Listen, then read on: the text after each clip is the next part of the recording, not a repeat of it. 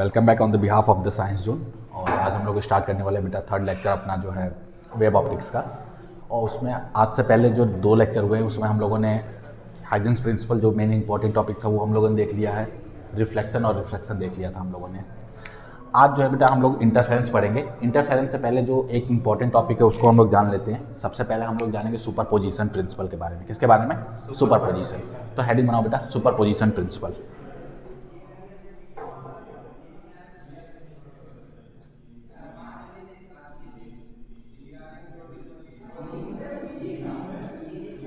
Superposition principle.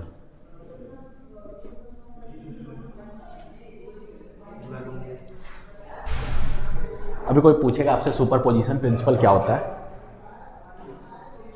कोई पूछेगा बेटा सुपरपोजिशन प्रिंसिपल क्या होता है, तो क्या बताएंगे? सपोज एक वेव है हमारा, क्या है? वेव। तो वेव बेटा इस तरीके से मूव करता है, हमारा लाइट वेव है। तो मैंने बोला कि लाइट इस तरीके से हमारी क्या कर रही है? मूव कर रही है। ठीक है, ये इसका जो मैक्सिमम डिस्प्लेसमेंट होता है बेटा इसको हम लोग एम्पलीट्यूड के नाम से जानते हैं। किस नाम से जानते हैं? एम्पलीट्यूड ए के नाम से लिख दिया मैंने बोला कि इसका एम्पलीट्यूड सपोज 2 सेंटीमीटर है। कितना सेंटीमीटर है बेटा?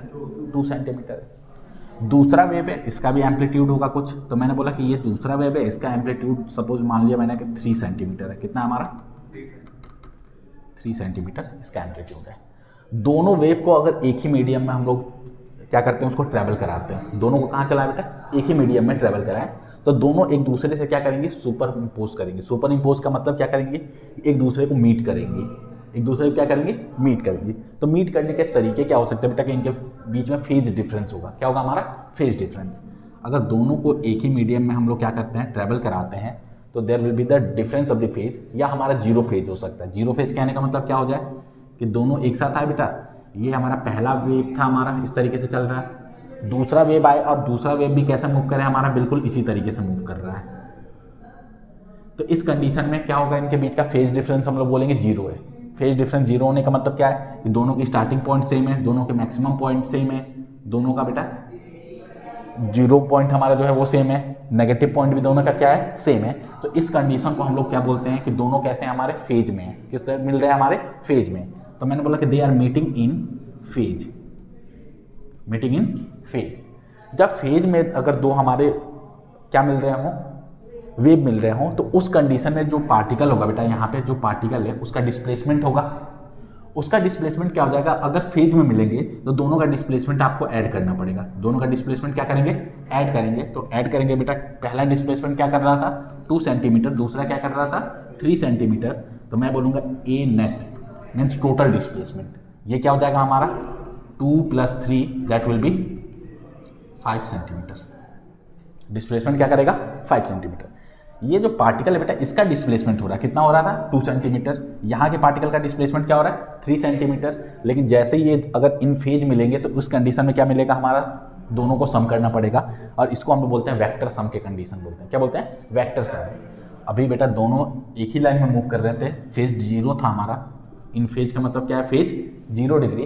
तो इस कंडीशन में हम लोगों ने नॉर्मल एडिशन कर दिया। जैसे 2 वेक्टर होंगे हमारे, एक वेक्टर ए है, दूसरा वेक्टर बी है हमारा। तो मैं पूछूंगा बेटा रिजल्टेंट क्या होगा? तो क्या बताओगे? Vector A plus vector B, ऐसे बोलते हैं। अब इस कंडीशन बेटा ए प्लस बी भी तो बोल सकते हो सीधे। वही कंडीशन यहाँ पे मैंने बताया। अगर दोनों आउट ऑफ फेज मिले, कैसे मिलते हैं? Out of phase. Out of phase कहने का मतलब क्या हो जाए बेटा? कि 180 डिग्री के फेज पे मिलते हैं। मैंने बोला कि ये हमारा पहला वेव है, इस तरीके से मूव कर रहा है, और यहाँ से कैसा वेव है हमारा? दूसरा वेव है, इस तरीके से मूव कर रहे हैं। तो ये बेटा आउट ऑफ फेज में होंगे। किधर होंगे? आउट ऑफ फेज में। यहाँ का जो पार्टिकल है ये हमारा फर्स्ट जो वेव है, ये इसको कहाँ लेके जाना चाहेगा? हमारा ऊपर 2 सेंटीमीटर। और ये वेव इसको कहाँ लेके जाना चाहेगा बेटा? 3 सेंटीमीटर। अब जो नेट डिस्प्लेसमेंट होगा, सपोज 2 फोर्स हैं, इस बॉडी के ऊपर 2 फोर्स लगने हैं। एक इसको इधर खींच रहा है बेटा 2 सेंटीमीटर से, एक इसको इधर खींच रहा है किससे? 3 न्यूटन से। तो टोटल फोर्स जो लगेगा वो क्या लगेगा? 1 न्यूटन। दोनों अपोजिट है ना, तो 1 न्यूटन लगेगा। लेकिन किसके इक्वल लगेगा बेटा? इन the direction of the greater force. ये इसको मूव कराना चाह रहा है 2 सेंटीमीटर, ये कहाँ मूव कराना चाह रहा है? 3 सेंटीमीटर। तो जो नेट डिस्प्लेसमेंट होगा तो क्या लिखेंगे बेटा? A net that will be equals to 3 - 2 that will be 1 centimetre. 1 centimetre किधर होगा? तो in the direction of this wave, नीचे की तरफ 1 सेंटीमीटर होगा। ये हमारा नेट डिस्प्लेसमेंट हो जाएगा। तो सुपरपोजिशन प्रिंसिपल क्या बोल रहा है बेटा कि अगर दो वेव या दो से ज़्यादा वेव एक ही मीडियम में क्या कर रहे हो, हमारे ट्रेवल कर रहे हों, और जब वो क्या करेंगे, मीट करेंगे, तो उन किसी भी पार्टिकल का जो नेट डिस्प्लेसमेंट होगा वो क्या हो जाएगा, वेक्टर सम हो जाएगा। क्या हो जाएगा, vector sum of all the amplitudes, of all the amplitudes. Means अगर यहाँ से मैं बोलूँगा ए नेट या A resultant, that will be the vector sum of first amplitude plus second amplitude plus third amplitude plus so on. इस तरीके से ये क्या हो जाएंगे, हमारे वेक्टर सम हो जाएंगे, और इसी प्रिंसिपल को हम लोग बोलते हैं बेटा सुपरपोजिशन प्रिंसिपल। ठीक है, बातें क्लियर है यहाँ तक?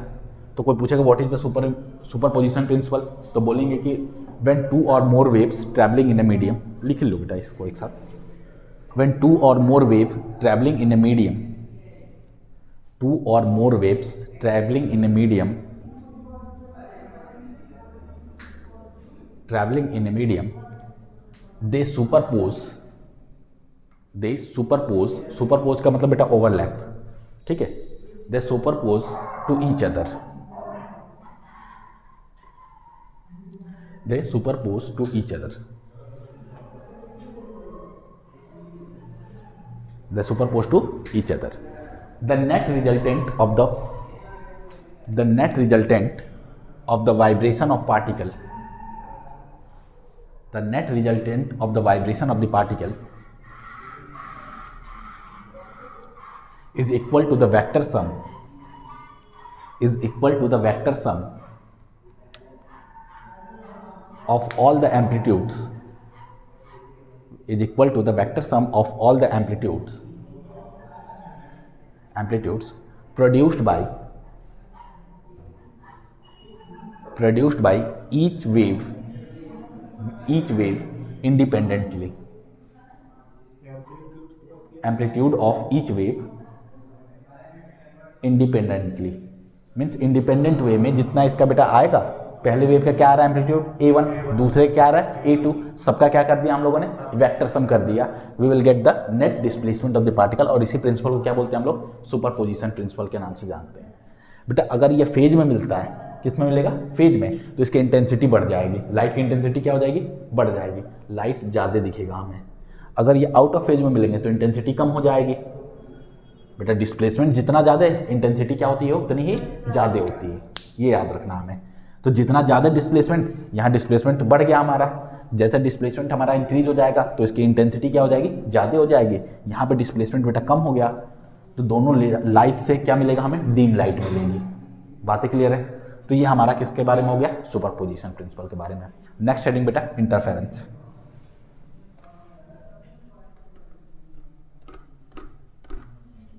बेटा इसी प्रिंसिपल के हेल्प से, सुपरपोजिशन प्रिंसिपल के हेल्प से हम लोग इंटरफेरेंस के बारे में जानेंगे थोड़ा सा, फिर उसके हम लोग कंडीशंस पढ़ेंगे और बाकी चीज़ें पढ़ेंगे।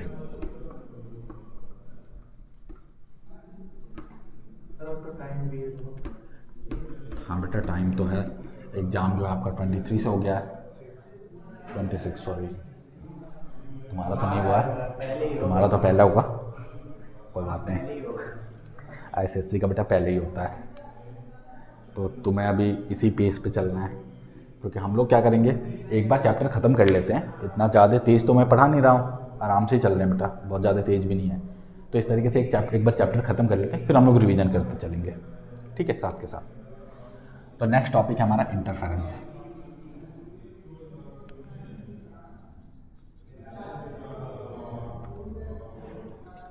अभी इंटरफेरेंस क्या होता है बेटा, एक प्रोसेस होता है जो लाइट की वेव नेचर शो करती है। लाइट की कौन सी नेचर शो करेगी, वेव नेचर शो करेगी। इन्होंने बताया कि अगर सपोज दो या दो से ज़्यादा लाइट वेव एक मीडियम में ट्रैवल करें, दो या दो से ज़्यादा लाइट क्या करें बेटा, एक मीडियम में ट्रैवल करें, तो हमें क्या मिलेगा, हमें मिलेगा इस तरीके से कि लाइट जो है एक दूसरे को सुपरपोज करेंगी, एक दूसरे को क्या करेंगी, सुपरपोज, और सुपरपोज करेंगी तो कहीं पे हमें मैक्सिमम ब्राइटनेस मिलेगी, कहीं पे हमें मिनिमम ब्राइटनेस मिलेगी, और ये फेनोमिना ही क्या कहलाता है, हमारा इंटरफेरेंस कहलाता है। ठीक है, सुपरपोजिशन प्रिंसिपल को ही इन्होंने थोड़ा सा क्या कर दिया, एक्सपेंड कर दिया। क्या बताया इन्होंने, जब बहुत सारी लाइट वेव एक मीडियम में या एक प्लेस में क्या होती हैं, मिलती हैं, तो एक दूसरे पर क्या करेंगे बेटा, सुपरपोज करेंगे। मतलब एक दूसरे को क्या करेंगी, वो मीट करेंगी, और जब मीट करेंगी, ओवरलैप करेंगी, तो कहीं पे उनका मैक्सिमम पोजीशन मिलेगा, कहीं पे क्या मिलेगा हमें, मिनिमम। और इसी कंडीशन को या रीडिस्ट्रीब्यूशन ऑफ द लाइट को हम लोग क्या बोलते हैं, इंटरफेरेंस के नाम से जानते हैं। तो क्या बोलेंगे बेटा, व्हेन टू और मोर, लिखिए इसको, when two or more light wave, when two or more light wave, two or more light wave superpose in a medium, superpose in a medium, बेटा superpose का मतलब क्या होता है, overlap, superpose in a medium, then there will be redistribution of, then there will be redistribution of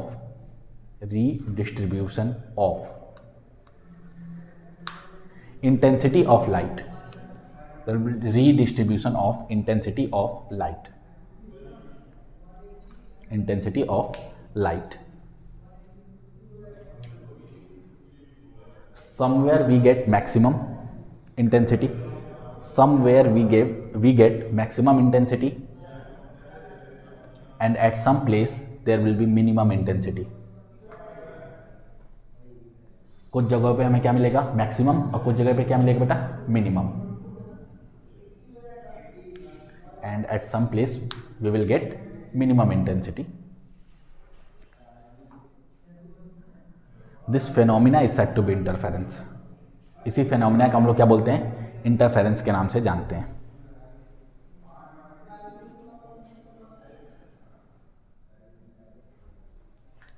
ठीक है बेटा। अब इंटरफेरेंस को सबसे पहले एक साइंटिस्ट बताएं जिनका नाम था बेटा यंग्स। क्या नाम था, यंग्स। तो इंटरफेरेंस को हम लोग पढ़ेंगे, लेकिन किसके टर्म में पढ़ेंगे, यंग्स डबल स्लिट एक्सपेरिमेंट के फॉर्म में पढ़ेंगे। तो मैंने लिखा यहाँ पे यंग्स डबल स्लिट एक्सपेरिमेंट। बेटा यंग्स डबल स्लिट एक्सपेरिमेंट होता क्या है, तो इसके हेल्प से हम लोग इंटरफेरेंस को पढ़ने जा रहे हैं। यंग्स ने बोला कि हम लोगों को दो लाइट सोर्स लेनी है, दो कैसे सोर्स लेनी है, लाइट सोर्स, और दोनों सोर्स बेटा कोहेरेंट होने चाहिए। कैसे होने चाहिए, कोहेरेंट। अब कुछ कोई पूछेगा आपसे कोहेरेंट सोर्स क्या होते हैं, तो बोलेंगे एक ऐसा लाइट, दो ऐसे लाइट सोर्स जो दोनों की एंगुलर फ्रीक्वेंसी सेम हो। क्या सेम हो, हमारी एंगुलर फ्रीक्वेंसी सेम हो, तो उसको हम लोग क्या बोलते हैं, कोहेरेंट सोर्स के नाम से जानते हैं। जैसे मान लो कि दो बल्ब जलाया मैंने, दो बल्ब ले लिए, CFL ले लिया बेटा, दोनों CFL के लिए क्या सेम होनी चाहिए, हमारी फ्रीक्वेंसी सेम होनी चाहिए। फ्रीक्वेंसी सेम होगी तो उसको क्या बोलेंगे हम लोग, उस कोहेरेंट सोर्स के नाम से जानेंगे। ठीक है, तो यंग्स ने बोला कि हमें कैसे सोर्स लेने हैं, कोहेरेंट सोर्स लेने हैं, बाकी ठीक है। लेकिन बेटा दिक्कत ये होती थी कि हमें दो कोहेरेंट सोर्स नहीं मिल सकते हैं। अगर एक ही कंपनी दो बल्ब बनाती है तो दोनों की फ्रीक्वेंसी सेम नहीं हो सकती है, अलग अलग हो सकती है हमारी। कोई जरूरी नहीं है कि क्या हो हमारा सेम हो, क्योंकि फ्रीक्वेंसी कैसे बनती है हमारी, वाइब्रेशन ऑफ द पार्टिकल से। और वाइब्रेशन बेटा कैसा भी हो सकता है, किसी में ज़्यादा हो सकता है थोड़ा सा, किसी में कम हो सकता है। तो हमें ऐसा पार्टिकल नहीं लेना है, हमें लेना है कि एग्जैक्ट सेम क्या होनी चाहिए, फ्रीक्वेंसी होनी चाहिए। तो उसके लिए उन्होंने क्या बोला कि सपोज हमने एक सोर्स ऑफ लाइट ले लिया, हम लोगों ने क्या लिया, एक यहाँ पे पॉइंट सोर्स लिया, मैंने बोला कि this is the source of light, source of light. अब बेटा सोर्स ऑफ लाइट है तो ये क्या बनाएगा, वेव प्रोड्यूस करेगा हमारा, वेव प्रोड्यूस करेगा। तो वेव कैसे होगा हमारा, मैंने बोला कि पहले इसका क्रस्ट बना, फिर क्या बना हमारा, ट्रफ बन गया, फिर क्या बना बेटा इसका, फिर बन गया यहाँ पे सपोज ट्रफ बन गया। बातें ठीक है। यहाँ से हम लोगों ने एक कार्डबोर्ड लिया बेटा, उस कार्डबोर्ड में मैंने दो पॉइंट होल कर दिए, दो पॉइंट क्या कर दिया हम लोगों ने, होल कर दिया। यहाँ से मैंने इसको पूरा मैच करा दिया, मैंने बोला दो पिन होल हो गया, एक ये पॉइंट हो गया, एक ये पॉइंट हो गया, हमारा दो पिन होल हो गए। ठीक है, इसको थोड़ा सा और सही से बना लेते हैं। यहाँ से दो पिन होल हो गए। मैंने बोला कि एक का बेटा नाम दिया हमने S1 और दूसरे का क्या नाम दिया हम लोगों ने, S2। दो सोर्स हो गए हमारे। अब दोनों जो पॉइंट है बेटा, दोनों से नए वेव का फॉर्मेशन होगा, दोनों से किसका फॉर्मेशन होगा, नए वेव। फॉर एग्जाम्पल एक पॉइंट सोर्स है, पॉइंट सोर्स ने बेटा ये पहले हमारा क्या बनाया, एक वेव बनाया। इस वेव पे जितने भी पॉइंट्स होंगे they are the new disturbance. कैसे होंगे, न्यू डिस्टर्बेंस। ये न्यू डिस्टर्बेंस वेवलेट बनाएंगे, इस वेवलेट को आप मिलाओगे तो क्या बनता है बेटा, नया वेव बनता है। बात है ठीक है। तो मैंने इस वेव फ्रंट के ऊपर इस वेव फ्रंट के ऊपर 2 पॉइंट लिए। कौन सा पॉइंट लिए बेटा? S1 और S2। दोनों इस कार्डबोर्ड के, बड़े वाले कार्डबोर्ड के 2 पिन होल पे हैं, एक S1 और एक S2। 2 पिन होल है यहाँ पे हैं हमारे। तो दोनों के लिए बेटा अगर सेम लाइट सोर्स है तो दोनों की फ्रीक्वेंसी क्या होगी? सेम होगी। तो हम लोग क्या बोल सकते हैं, क्या S1 and S2 are the coherent source. कैसे सोर्स होंगे बेटा? Coherent source. दोनों की फ्रीक्वेंसी क्या हो गई हमारी? सेम हो गई। अब दोनों से बेटा हमारे नए क्या बनेंगे? वेवलेट्स बनेंगे। बेटा एक ही वेवलेट तो बनेगा नहीं, हर टाइम के बाद नया वेवलेट का क्या होगा? हमारा फॉर्मेशन होगा। मैं यहाँ से बनाने चल रहे हैं बेटा हम लोग। मैंने बोला कि ये हमारा क्या था? सबसे पहले ट्रफ था, तो अब क्या बनेगा? हमारा क्रिस्ट बनेगा। तो इसने बेटा यहाँ पे क्रिस्ट बनाया। फिर क्या बनाएगा? ये हमारा ट्रफ बनेगा। फिर यहाँ से क्रिस्ट बनेगा। फिर क्या बनेगा? यहाँ से ट्रफ। फिर यहाँ से बनेगा हमारा क्रिस्ट, फिर ट्रफ बनेगा। इस तरीके से इसका क्या बना? हमारा वेवलेट्स बने। ये किससे बन रहा है? हमारे S1 सोर्स से। बेटा S2 भी तो ऐसे चीज़ें बनाएंगी। तो S1 जो सोर्स है उसको हम लोग दूसरे कलर से बना लेते हैं थोड़ा सा। मैंने बोला कि इसने बनाया सबसे पहले क्रस्ट, तो मैंने इसका क्रिस्ट बना दिया बेटा।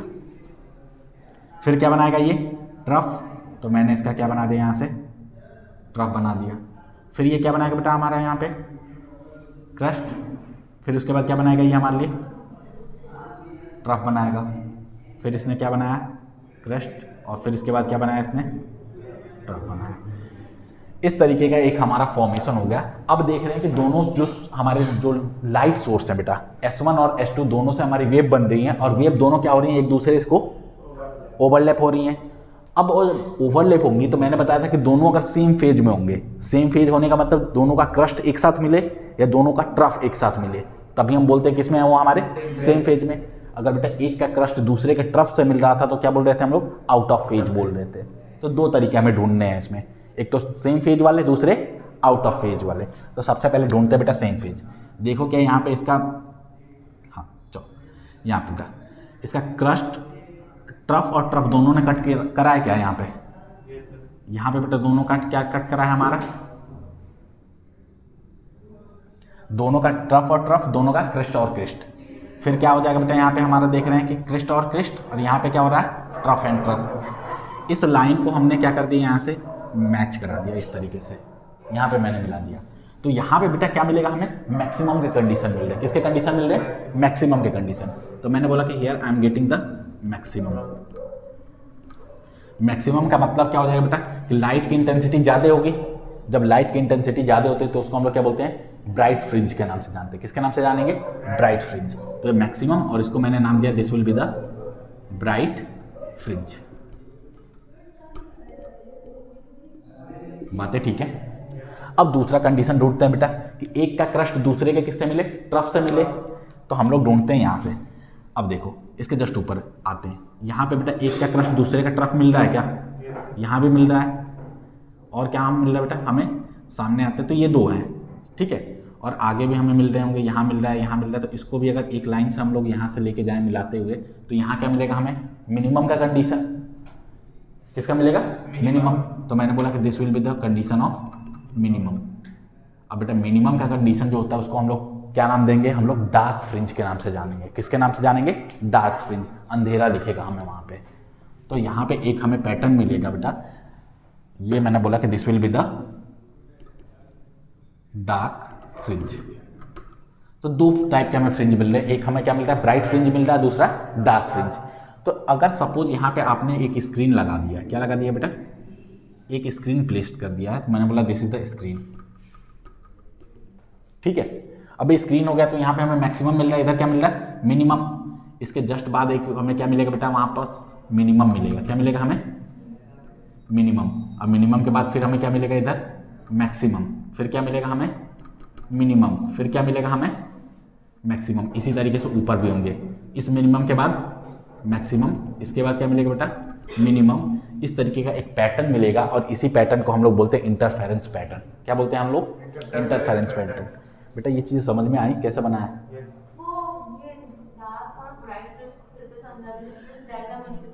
बेटा मेरे कहने का मतलब क्या है कि अगर मैंने अभी बताया था सुपरपोजिशन प्रिंसिपल, इस तरीके से पहला वेव है और ये कौन सा वेव है बेटा? दूसरा वेव है। दोनों का हम देख रहे हैं कि यहाँ पे क्रिस्ट और क्रिस्ट एक साथ मिल रहे हैं, दोनों का ट्रफ और ट्रफ कहाँ मिल रहे हैं बेटा, एक साथ मिल रहे हैं, तो इनको फेज में बोलेंगे। कहाँ बोलेंगे, फेज में।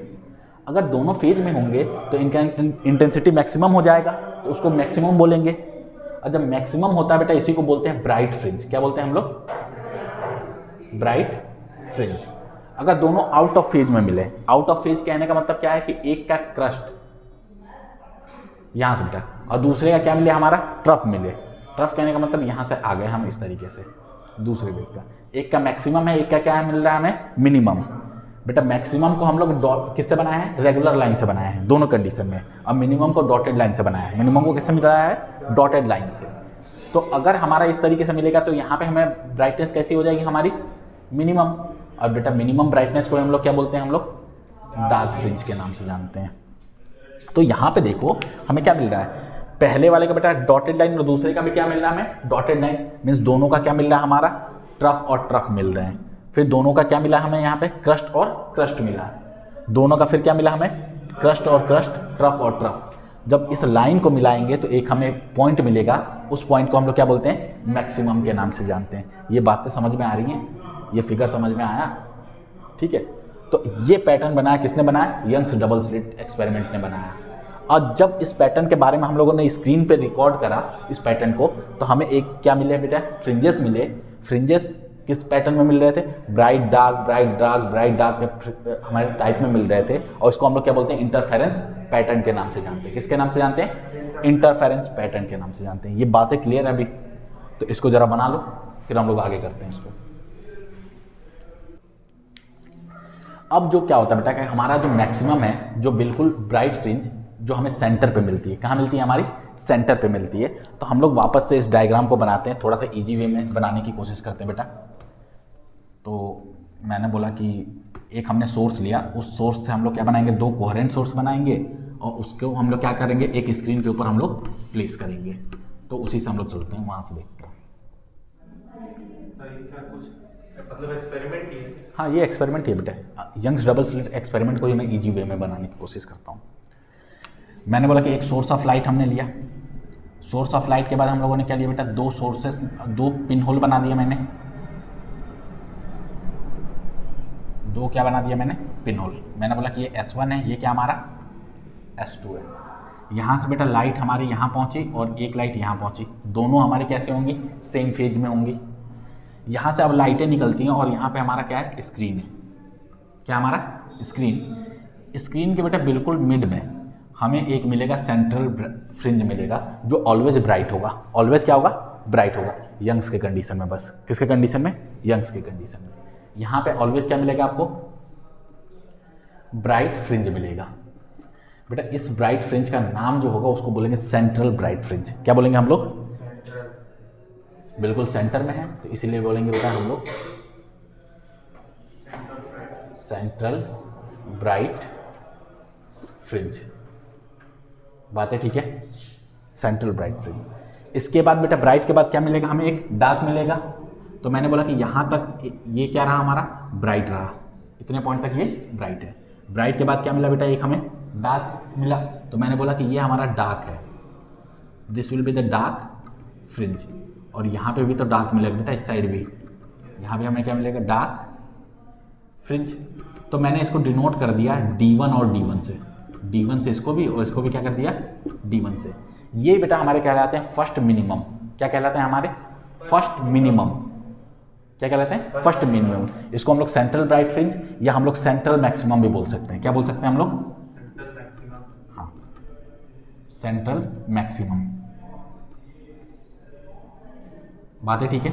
ये जो हमारे दोनों साइड में जो फर्स्ट हमारे क्या मिले हैं, डार्क फ्रिंज मिले हैं, इसको हम लोग क्या बोलेंगे बेटा, दोनों को हम लोग नहीं, इसको बोलेंगे बेटा फर्स्ट मिनिमम के नाम से जानते हैं। किसके नाम से, मिनिमम। सेंटर में सिर्फ यही रहेगा तो इसलिए सेंट्रल का नाम दिया।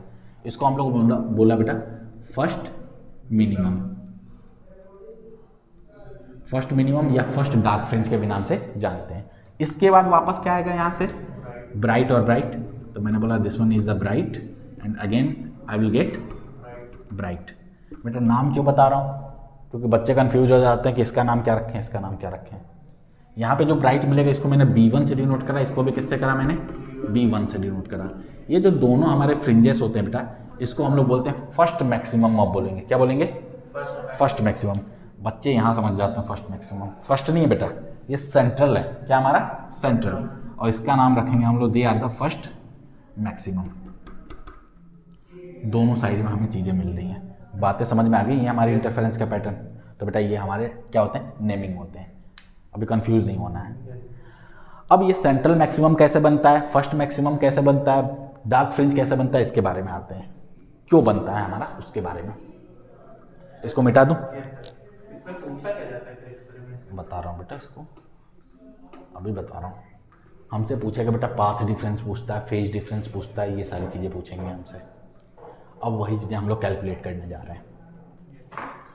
अब देखो बेटा, मैंने बोला कि सपोज इनके बीच का जो डिस्टेंस है वो क्या है हमारा? कैपिटल डी है। क्या डिस्टेंस? Capital D. इन दोनों के बीच में भी कोई डिस्टेंस होगी। मैंने बोला कि चलो इन दोनों के बीच की जो डिस्टेंस है स्मॉल डी से डिनोट कर लेते हैं। किससे कर लिया हम लोगों ने? स्मॉल डी या स्मॉल ए, कुछ भी कर सकते हो आप। अब दूसरा कंडीशन, यहाँ से बेटा लाइट वेव निकलेंगे, यहाँ से भी वेव निकलेंगे। ये वेव आके सपोज यहाँ मिल रही हैं। कहाँ मिल रही हैं? इस पॉइंट के ऊपर मीट कर रही हैं। तो यहाँ पे मिलेंगे तो क्या बनाएंगे हमारे लिए? ब्राइट फ्रिंज बनाएंगे। तो मैं कंडीशन जा रहा हूँ बेटा ब्राइट फ्रिंज के लिए कि क्या होंगे हमारी।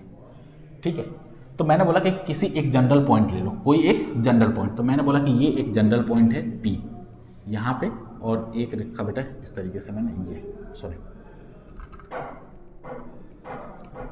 ये लाइट हमारी गई और कहाँ मीट कर रही है? हमारी P के ऊपर मिल रही है। बातें ठीक है। जनरल पॉइंट की बात कर लेते हैं। जैसे हम लोग यहाँ पे बेटा मैक्सिमम की तो बात कर लेंगे, लेकिन हम लोग जनरल पॉइंट की बात करते हैं। जनरल पॉइंट, ये पॉइंट बेटा मैक्सिमम भी हो सकता है, मिनिमम कुछ भी हो सकता है, हमें नहीं पता है अभी तक। मैंने बोला कि ये अगर मैक्सिमम होगा तो क्या होगा, मिनिमम होगा तो कुछ ना कुछ कंडीशंस होंगे। उन कंडीशंस के बारे में हम लोग बात कर रहे हैं। हमने बेटा यहाँ से ये डिस्टेंस को मैंने क्या लिया? डी, और इसको बेटा हम लोग मैच कर देते हैं। ये डिस्टेंस हो जाएगा और यहाँ से क्या हो जाएगा हमारा? ये डिस्टेंस। दोनों वेव है तो दोनों वेव का कोई ना कोई इक्वेशन होगा। तो बेटा वेव यहाँ से जो निकल रही है और जो यहाँ से निकल रही है, इसका पहले इक्वेशन लिखते हैं। क्या लिखते हैं हम लोग? इक्वेशन। मैंने लिखा equation of the wave y is equals to A sine omega t plus k x.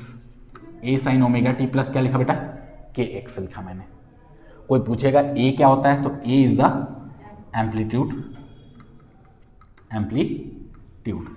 के क्या होता है बेटा? तो बोलेंगे this is the wave number. क्या बोलते हैं हम लोग? Wave number. ये वेव नंबर क्या होता है हमारा? 2 पाई अपॉन लैम्डा से डिनोट करते हैं बेटा। बात है ठीक है। ये x जो है हमारा डिस्प्लेसमेंट है। x क्या है? डिस्प्लेसमेंट। यहाँ से बेटा x डिस्टेंस, यहाँ से भी कितना डिस्टेंस? x distance. इसीलिए S1 और S2 से जो वेव निकल रहे हैं उनका इक्वेशन लिखा है मैंने, S1 और S2 से। बात है ठीक है। अब दूसरी चीज़ बेटा, ओमेगा क्या है? तो बोलेंगे this is the known as angular frequency. तो मैंने बोला एंगुलर फ्रीक्वेंसी। अब बेटा जो एंगुलर फ्रीक्वेंसी है वो दोनों की क्या रहनी चाहिए? हमारी सेम रहनी चाहिए, तभी तो दोनों कोहेरेंट है। अब देखेंगे हम लोग कि ये डिस्टेंस यहाँ से यहाँ जाता है। मैंने बोला कि ये x1 डिस्टेंस ट्रेवल करा। कितना करा है? x1। इसने डिस्टेंस ट्रेवल करा कितना बेटा? x2। दोनों P पॉइंट पे जा रहे हैं। S1 से पॉइंट निकला, S2 से निकला। दोनों का डिस्टेंस क्या है? x1 और क्या है हमारा? x2। देखने से क्या लग रहा है बेटा? x2 is greater than x1, ऐसा है। तो मैंने बोला कि इसका पाथ ज़्यादा है, इसका पाथ क्या है हमारा? कम है। बेटा पाथ में डिफरेंस होने की वजह से फेज में भी तो डिफरेंस आ सकता है। जैसे कहने का मतलब वेव है हमारा, वेव इस तरीके से ट्रेवल कर रहा है। ठीक है। तो बेटा यहाँ से ये जो डिस्टेंस है हमारी, सपोज मैंने बोला कि ये x डिस्टेंस है, x1 डिस्टेंस, तो यहाँ पे हमें क्या मिल रहा है? मैक्सिमम मिल रहा है इसका। ये डिस्टेंस हमारा क्या है? सपोज x2 डिस्टेंस है, तो यहाँ पे क्या मिल रहा है इसका? हमें मिनिमम मिल रहा है। तो अगर डिस्टेंस में चेंज होगा तो क्या फेज सेम रहेगा क्या? नहीं, फेज भी क्या हो जाएगा?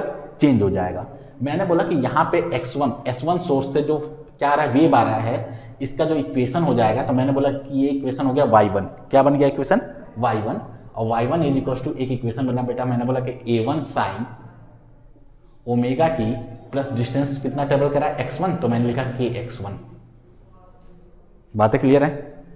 ये वेव ने क्या डिस्टेंस ट्रेवल करा है? x2।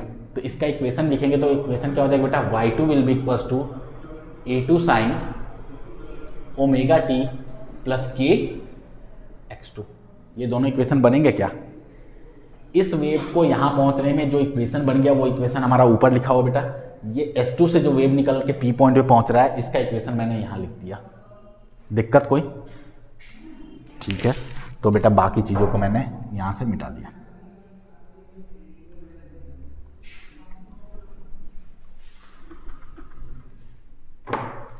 बातें क्लियर? ये क्या हमारा S1P, ये क्या बेटा हमारा S2P, दोनों यहाँ से यहाँ पहुँच गए वेव हमारे।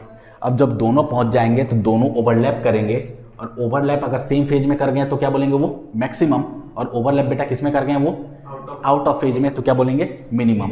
बातें क्लियर हैं? तो यही कंडीशन हमें यहाँ पे किसने बताया? यंग्स ने बताया। क्या बोला इन्होंने कि दोनों वेव को ऐड कर दो, तो हमें क्या मिलेगा बेटा? दोनों को वेव को ऐड कर देंगे तो हमें रिजल्टेंट वेव मिलेगा। तो मैंने बोला कि रिजल्टेंट वेव इन दोनों से मिल रहा है, y इज इक्वल्स टू क्या हो जाएगा हमारा vector sum of y1 plus y2 होगा क्या? y हम लोग रिजल्टेंट बोल लेते हैं, तो मैंने बोला y नेट। बातें ठीक है? एम्पलीट्यूड दोनों के ऐड हो जाते थे, सुपरपोजिशन प्रिंसिपल यही कहता था ना बेटा, दो वेव है तो दोनों का एम्पलीट्यूड क्या हो जाएगा? ऐड हो जाएगा। तो नेट एम्पलीट्यूड की बात करेंगे तो मैंने बोला A net will be equals to किसके हो जाएगा हमारा? a1। तो बेटा स्मॉल a1 लिखा है तो स्मॉल a1 ले लेते हैं हम, vector sum of a1 plus that will be the amplitude.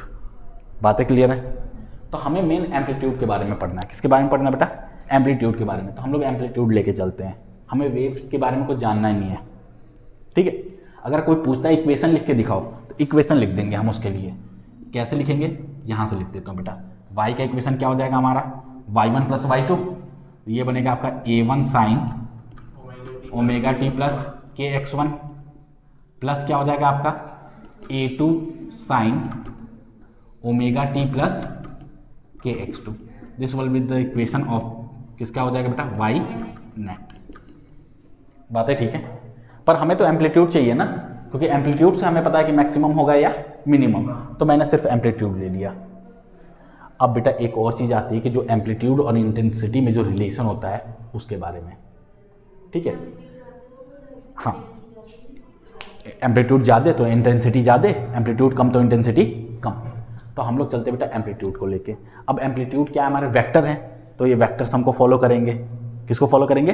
Vector sum को। तो वेक्टर सम कैसे निकालेंगे? तो मैंने बोला कि सपोज दो हमारा हमने ले लिया कि ये हमारा जो डायरेक्शन है वो a1 का डायरेक्शन है। किसका डायरेक्शन है? a1 का। ये जो डायरेक्शन है वो बेटा a2 का डायरेक्शन, सपोज किसका डायरेक्शन है? तो दोनों को अगर पैरेललोग्राम लॉ से ऐड करेंगे तो जो इसका क्या होगा हमारा डायगोनल होगा, that will give the resultant. तो बेटा यहाँ से इसको अगर पैरेललोग्राम बना लो इस तरीके से, if this will be the parallelogram, तो ये जो हमारा एंगल बनाएगा बेटा that will B A net. ये आएगा क्या? कुछ ऐसे। मैंने बोला सपोज दोनों जो वेव मिल रही उनके बीच में एंगल फाई है। एंगल कितना बेटा? फाई है। तो दोनों को अगर ए नेट की वैल्यू निकालने के लिए बोलूँगा तो क्या निकालोगे? A net will be equals to a1 plus a2। कैसे निकालते हैं बेटा? रिजल्टेंट कैसे निकालते हैं? a1 square plus a2 square a square is equals to क्या हो जाएगा हमारा? Plus 2a1 a2 cos phi. This will be the resultant. ये क्या आ जाएगा हमारा? रिजल्टेंट। बेटा करना कुछ नहीं है, दो वेव का इक्वेशन, वेव का इक्वेशन ये हमें पता है, ये दोनों सेम फेज में, दोनों कैसे हैं हमारे? सेम फेज में। दोनों ने मूव करा, ये डिस्टेंस x1 मूव करा तो इसका इक्वेशन ये बन गया, ये x2 डिस्टेंस ट्रेवल करा तो इसका इक्वेशन ये बन गया। और सुपर पोजिशन कहता है कि दोनों को जोड़ दो, दोनों को क्या कर दो? ऐड कर दो, तो उसका रिजल्टेंट एम्पलीट्यूड मिल जाएगा। क्या मिल जाएगा हमें? तो बेटा दोनों को मैंने पैरेललोग्राम लॉ लगा दिया। क्या लगाया हम लोगों ने? Parallelogram law. पैरेललोग्राम लॉ बोलता है कि अगर एंगल दोनों के बीच में फाई है तो that will be equals to class 11th पढ़ा है। तो रिजल्टेंट क्या हो जाएगा बेटा? A net square will be equals to a1 square plus a2 square plus 2a1 a2 cos phi. ये हमारा वेक्टर एडिशन क्या हो गया? Vector addition. यहाँ तक बातें क्लियर हैं? तो ये बात होगी बेटा सबसे पहले एम्पलीट्यूड के लिए। ठीक है, अब इंटेंसिटी की बात आती है। किसकी बात आती है? इंटेंसिटी की। तो कोई पूछेगा बेटा इंटेंसिटी क्या होती है, तो बोलेंगे हम लोग कि इंटेंसिटी जो होती है वो डायरेक्टली प्रोपोर्शनल किसकी होती है? एम्पलीट्यूड के स्क्वायर की। किसके प्रोपोर्शनल होती है बेटा? एम्पलीट्यूड के स्क्वायर के डायरेक्टली प्रोपोर्शनल। इन दोनों में रिलेशन होता है। तो यहाँ से क्या ऐसे लिख सकते हैं? I will be equals to k into a general form में। ए इज द एम्पलीट्यूड, के कोई भी कांस्टेंट है बेटा, ये कांस्टेंट नहीं है, ये दूसरा कांस्टेंट है के, और ये क्या हमारा आई। तो अब सोचो बेटा, सॉरी के ए स्क्वायर, तो एम्पलीट्यूड स्क्वायर, तो इसके जगह पे क्या लिखना पड़ेगा हमें, A square will be equal to I upon K. तो क्या यहाँ पे लिखें बेटा, इसके जगह पे हमें क्या लिखना पड़ेगा, आई नेट अपॉन के, एम्पलीट्यूड मैक्सिमम, ये क्या हमारा रिजल्टेंट, तो मैंने इंटेंसिटी भी किसके लिखी, रिजल्टेंट के लिखी, इज इक्वल्स टू बेटा A1 है तो क्या लिखना पड़ेगा हमें, I1 अपॉन के, A2 की जगह पे क्या लिखना पड़ेगा प्लस में I2 अपॉन के प्लस 2 टाइम्स बेटा, अभी A चाहिए हमें, तो A करने के लिए क्या करना पड़ेगा, A will be equals to root over I upon k, यहाँ पे रखते हैं बेटा, क्या आ जाएगा हमारा, root over I1 upon k multiplied by root over I2 upon k into cos 5। बेटा रूट अगर नीचे दोनों में है तो दोनों मल्टीप्लाई हो जाएंगे, और मल्टीप्लाई होकर क्या बनेंगे के, इधर भी के है और दोनों साइड में के क्या कॉमन हो जाएंगे, कैंसिल, तो क्या लिखोगे यहाँ से आप लोग, I net will be equals to I1 plus I2 plus 2 times of root I1 I2 लिख दो बेटा, I1 I2 cos 5। ये हमारा रिजल्टेंट का किसका आ जाएगा, इंटेंसिटी का इक्वेशन। ये किसका आ गया, एम्पलीट्यूड का इक्वेशन। तो इंटरफेरेंस में हमें इंटेंसिटी तो चाहिए, तो हम लोग कहाँ पहुँच गए, इंटेंसिटी के ऊपर। बातें क्लियर हैं अभी तक बेटा, करा कुछ नहीं है, सोना नहीं है बिल्कुल भी बेटा, इतना ध्यान से मत देखो, ऐसा लग रहा है सो रहे हो सोना नहीं है, देखो करा कुछ नहीं है, सिर्फ सुपरपोजिशन प्रिंसिपल को एक्सटेंड करा किसने, यंग्स ने। इन्होंने बोला कि अगर दो कोहेरेंट सोर्सेज से लाइट आती है, दो कोहेरेंट सोर्सेज से लाइट आती है, वो पी पॉइंट पे मिलती है। किस पे मिलती है, पी पॉइंट पे। इसका हमें देखना है कि फेज में मिल रहे हैं कि आउट ऑफ फेज में मिल रही हैं। फेज में मिलेंगी तो intensity maximum, out of phase में मिलेंगी तो इंटेंसिटी मिनिमम। तो फेज में होने के लिए वेव होना चाहिए, क्योंकि light is a wave, Huygens ने बोला था, तो मैंने वेव का इक्वेशन लिखा। दोनों वेव के बीच में डिफरेंस हो जाएगा। क्यों डिफरेंस हो जाएगा भाई, क्योंकि दोनों ने अलग अलग डिस्टेंस ट्रेवल करा है। अभी बना कर दिखाया था मैं कि अगर एक वेव है वो अलग अलग डिस्टेंस ट्रेवल करेगी बेटा, ये डिस्टेंस मैंने बोला कि x1 है, ये डिस्टेंस क्या है इसकी, x2। तो x2 डिस्टेंस ट्रेवल करती है तो इसका मिनिमम हो जाता है, इसका क्या होता है बेटा, मैक्सिमम। तो मे भी हो सकता है कि एक मैक्सिमम पे मिले, एक कहाँ मिले हमें, मिनिमम पे। ऐसा भी कंडीशन भी तो हो सकता है कि दोनों मिनिमम पे मिले, ऐसा भी कंडीशन हो सकता है कि दोनों किस में मिले बेटा, मैक्सिमम पे मिले। कोई भी कंडीशन हो सकता है, हमें नहीं पता। तो मैंने बोला कि इसका equation y1 displacement of the particle, a1 sine omega t plus k x1, और y2 क्या हो जाएगा बेटा हमारा, a2 साइन के।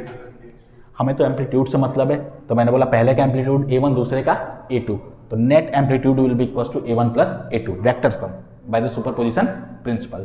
अब बेटा वेक्टर सम मतलब पैरेललोग्राम लॉ, पैरेललोग्राम लॉ से हमें क्या मिल गया, ए नेट मिल गया, रिजल्टेंट एम्पलीट्यूड।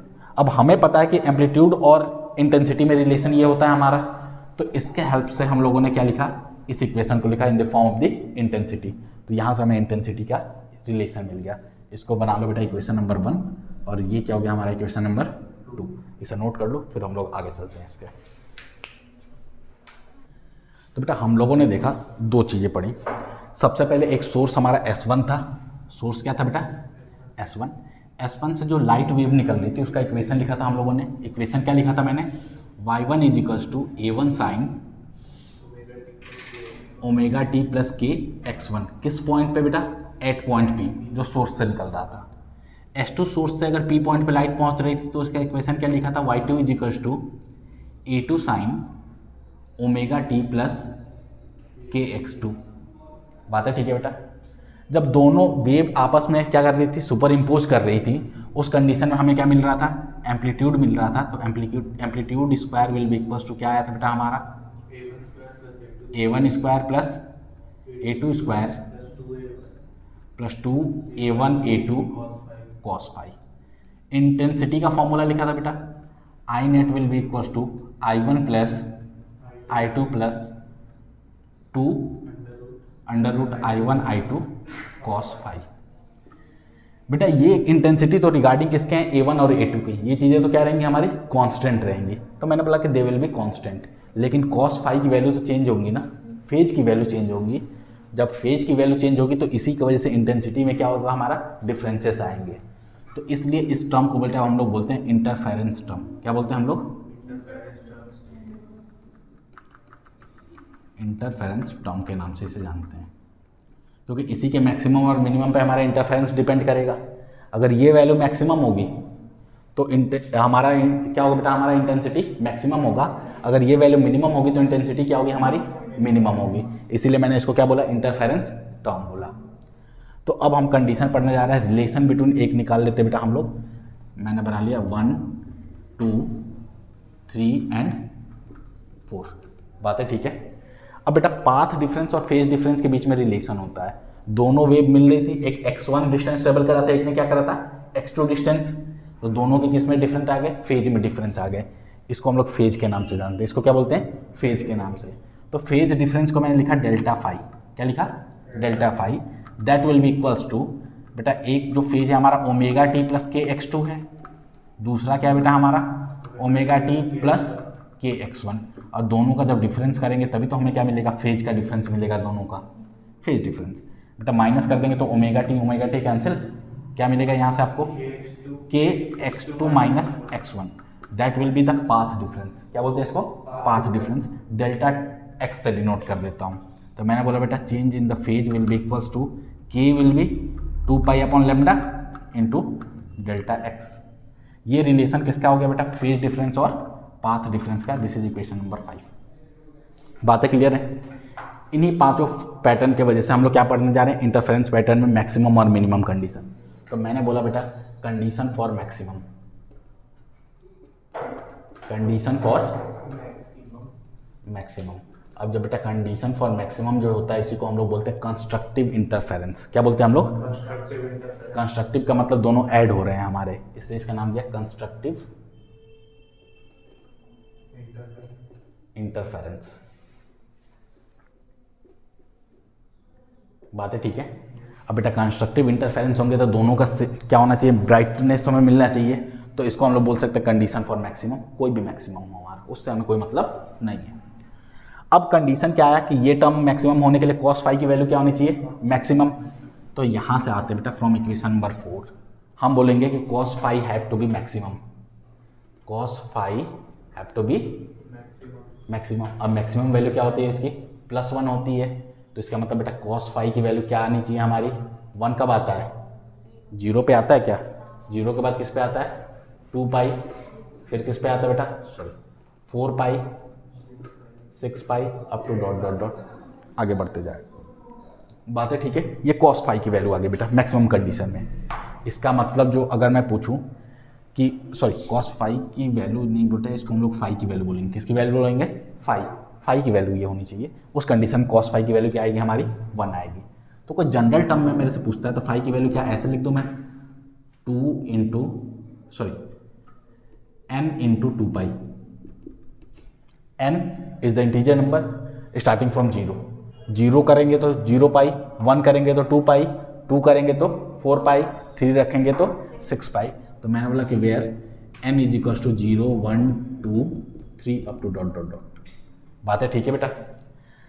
इसका मतलब दोनों के फेज में किसका डिफरेंस आना चाहिए हमारा, फेज डिफरेंस n 2 पाई या 2n पाई का होगा। तो उस कंडीशन में ये क्या बनेगा हमारा, मैक्सिमम बनेगा। अगर कोई पूछता है पाथ डिफरेंस के टर्म में बताओ हमसे, तो पाथ डिफरेंस यहाँ से निकाल सकते हैं बेटा। हमें पता है कि ये क्या होना चाहिए, फेज 2n पाई। तो मैंने लिखा फ्रॉम इक्वेशन 5 फेज डिफरेंस अगर क्या है हमारा 2n पाई, यहाँ से that will be equal to किसके इक्वल होना चाहिए हमारा, 2 pi upon lambda into delta x. 2 pi से 2 पाई कैंसिल हो गया क्या, आपको यहाँ से क्या मिलेगा, delta x will be equal to path difference किसके इक्वल हो जाएगा हमारा, एन लेमडा के इक्वल हो जाएगा। किसके इक्वल हो जाएगा बेटा, एन लेमडा।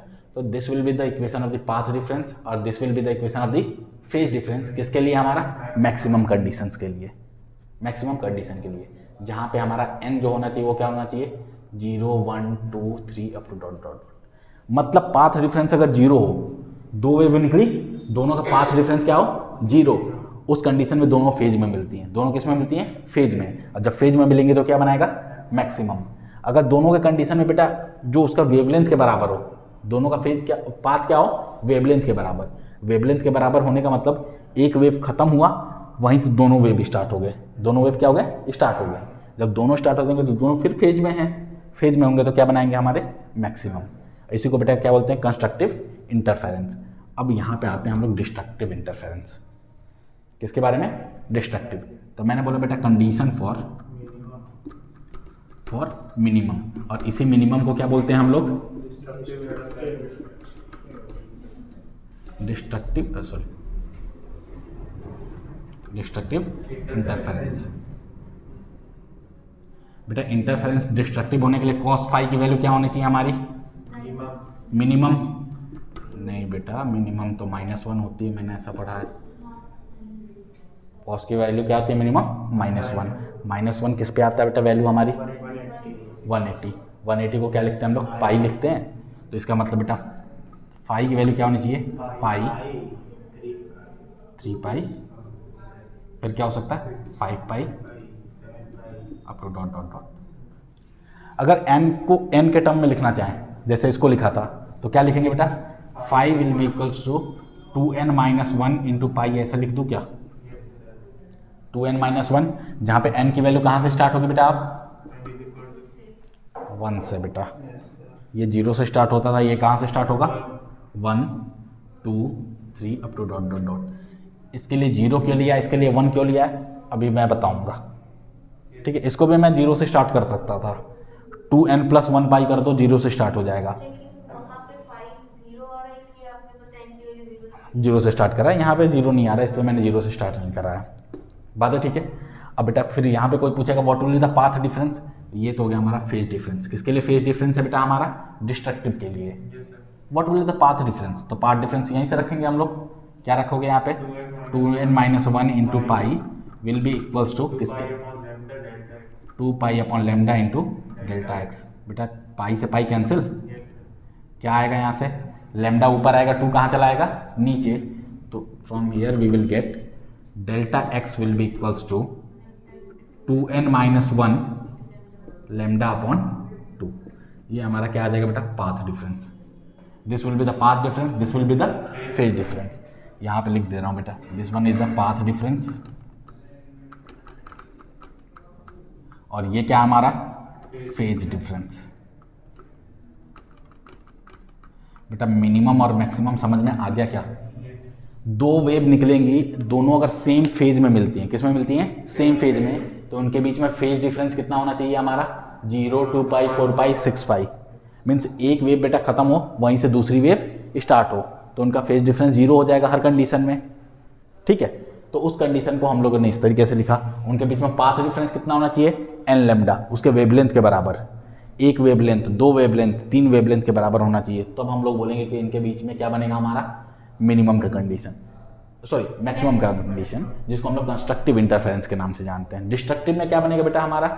जब हमारा cos फाई की वैल्यू क्या आनी चाहिए? मिनिमम।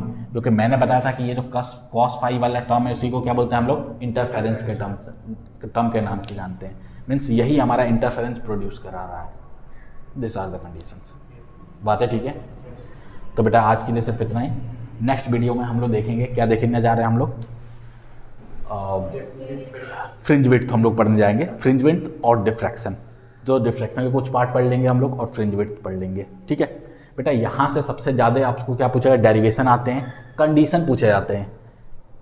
आपके जो 2 मार्क्स में आएंगे तो आपसे पूछा जा सकता है कि how will you relate the phase difference with the path difference for the constructive interference, for the destructive interference. आपको ये चीज़ें शो करनी पड़ेंगी। बातें ठीक है। तो आज के लिए इतना ही, मिलते हैं हम लोग नेक्स्ट लेक्चर में।